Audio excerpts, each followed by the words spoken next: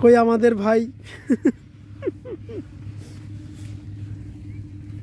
আপনি এর আগে ওই যে সারেক দেখে করছেন আবাদ করছেন না?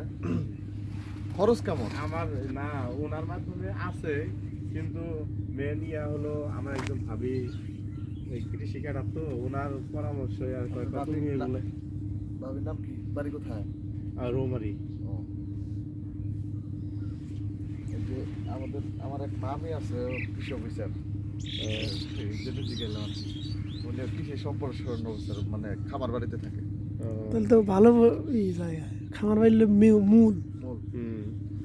এই যে উপজেলা এদের হলো বস, সে ট্রেনিং করা করা। কয়েকটা ফুল খুব বড় হয়েছে। খরচ কেমন? খরচ বেশি না, এই ফুটটা আছে, খরচ কমই আছে। তাহলে তো এদের যে দাম,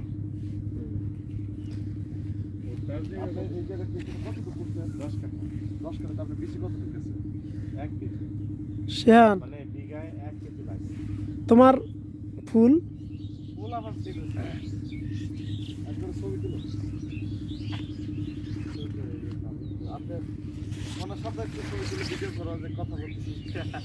আমাদের স্মার্ট কৃষক মোহাম্মদ শিহান আহমেদ। নতুন করে করো। কই শিহান, এই দিক তাকাও।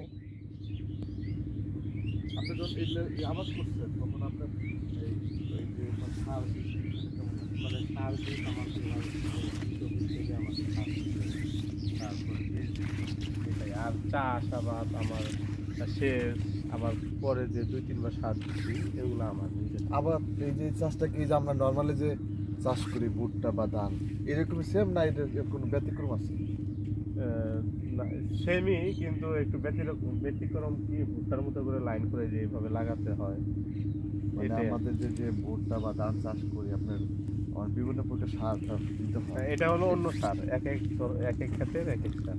এনে যে কৃষি সম্পর্কন হলো, ওরা কি আলাদা মানে কেয়ার করে, কি ওনারা আসে? হ্যাঁ আসে, সপ্তাহে সপ্তাহে আসে, প্রতি সপ্তাহে আসে। ওটা আপনি সরকারি। আপনি এই যে 10 কাঠা করছেন, এই 10 কাঠাতে আপনার কেমন খরচ হয়েছে? 10 কাঠাতে আমার নিজস্বভাবে খরচ হয়েছে 8-9 হাজার টাকা।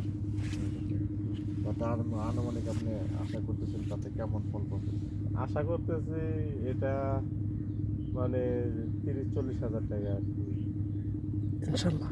তাতে আপনার মানে অন্যান্য ফসলের তো এটা ভালো হ্যাঁ আসতেছে। দেখা যাইতেছে তো ফলন ভালোই, ফুলের সাইজ অনেক ভালো।